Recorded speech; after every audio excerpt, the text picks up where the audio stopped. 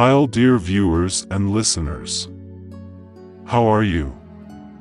After my journey through the mystical landscapes of Turkey, my path led me northward to a land of deep forests, ancient ruins, and a history steeped in mystery, Estonia. Here, amidst the whispering pines and mist-laden bogs, I found a story unlike any other. Estonia is a country where folklore and reality blur, where spirits are said to roam the primeval forests, and where the past lingers in the stones of medieval castles. But one place, in particular, called to me, the Kali crater on the island of Saaremaa. It was here that an ancient meteor had once struck the earth, leaving behind a deep, circular scar. To the local people, it was more than just a crater.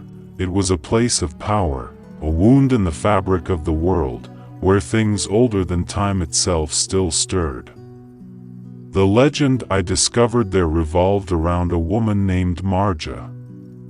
She was said to be the last of the Kali witches, a healer and a seer who understood the whispers of the forest and the murmurs of the wind. But her story was not one of gentle wisdom alone. It was one of fear, of power, and of something that should never have been awakened. Before starting the story, please subscribe my channel and activate the bell button. I will be happy with your beautiful likes and comments.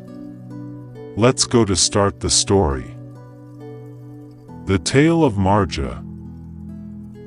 Marja was born in the village near the crater, where she lived in solitude, gathering herbs, carving protective symbols into the bark of trees, and tending to the sick.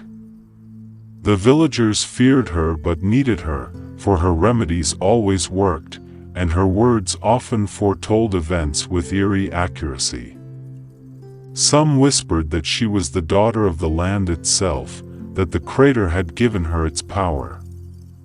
Others claimed she was a curse, a remnant of an age when God still walked among men. For years, she lived in quiet balance with the world.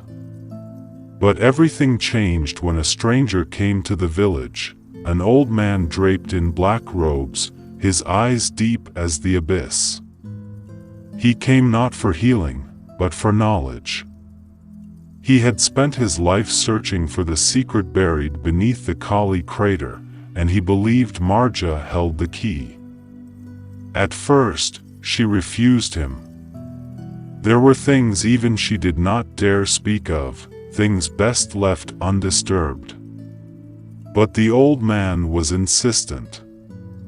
He brought with him books filled with forgotten runes, tales of gods who had fallen from the sky, of a power trapped within the earth that could reshape the world.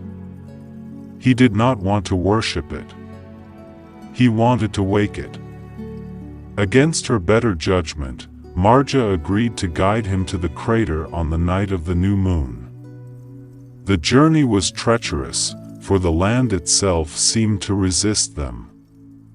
The trees swayed without wind, their branches clawing at the air. The birds fell silent. The night pressed in on them like a living thing. But they pressed on, until they reached the edge of the crater, where the earth sloped downward into a pool of dark, motionless water. The old man began to chant. At first, nothing happened. Then the wind rose, howling through the trees like a beast awakening. The ground trembled. Marja tried to stop him, but it was too late. A shadow rippled beneath the water, something vast and ancient stirring from its slumber. The sky itself seemed to darken, though no clouds had passed. The old man's voice turned to a shriek as he was lifted from the ground by an unseen force, his body contorting unnaturally. Then, silence.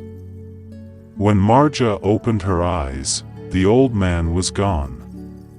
The crater was still once more. but she knew something had changed. The air was heavier. The stars looked different. The thing that had slept beneath Kali was no longer dreaming. It was watching. From that night on, the village changed. The animals began to disappear. People grew sick with no cure, their eyes turning black before they vanished into the woods, never to return. Marja tried to fight it, to contain whatever had been unleashed, but she knew in her heart that it was beyond her power. She had broken the balance. One night, she stood at the edge of the crater, whispering an incantation older than the land itself. She knew what must be done. She had to give herself to the darkness, to seal it away once more. As she stepped forward, the air around her crackled, the stars above seeming to pulse in time with her heartbeat. Then, she was gone. The villagers never spoke of Marja again. Her house was swallowed by the forest, her name erased from memory. But the Kali crater remained.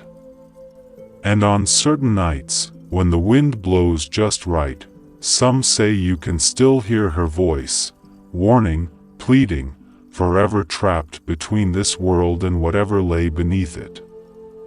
Some knowledge is not meant to be uncovered. Some doors, once opened, can never be closed.